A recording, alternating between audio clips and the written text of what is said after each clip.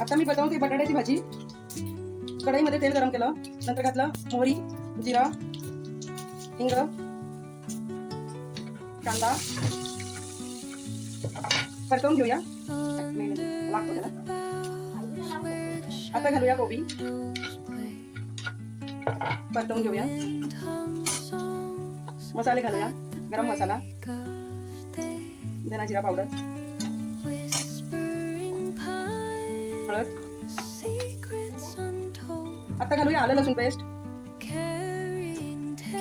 नंतर घालूया soya sauce. थोडासा घालायचा. नंतर घालूया चिली सॉस. एक चमचा भरून घेतलाय, अंदाजे टाकलाय मी. मीठ,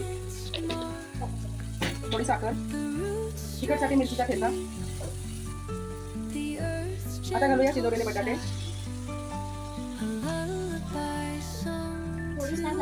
नंतर घालूया शेजवान चटणी.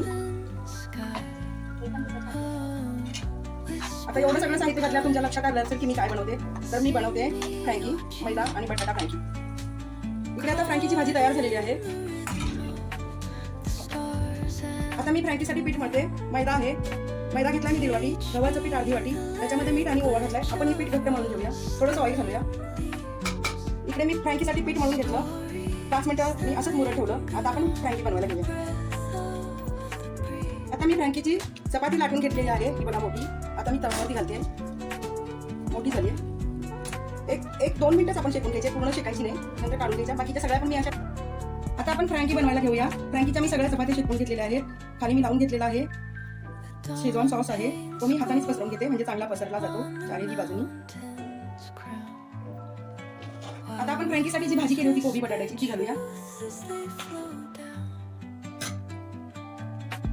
आता मी फ्रँकीच्या चपातीवरती सगळं पसरवून घेतलेलं आहे बटाट्याचं सारण. आता घालूया आपण चीज खिसून घालायचा. तुम्हाला आवडेल त्याप्रमाणे घाला, कमी घाला, जास्त घाला. मी मध्यम घालणार आहे, जास्त पण नाही, कमी पण.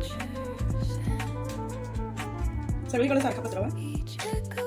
मी इकडं मैद्याची थोडी स्लरी करून घेतली होती. ती मी कडेने 4ही बाजूनी फ्रँकीच्या लावून घेते, म्हणजे गुंडाळी करताना ती सुटणार नाही. आता आपण याची गुंडाळी करूया आणि अशी चिटकवून घेऊया. इकडं पण चिटकवून घेऊया, म्हणजे आपलं सारण बाहेर येणार नाही. झाली आपली फ्रँकी तयार. आता आपण इकडे मी पॅनवरती बटर घातलं होतं. आता त्याच्यावरती ही फ्रँकी सोडून घेऊया. दोन्ही बाजूनी आता आपण यांना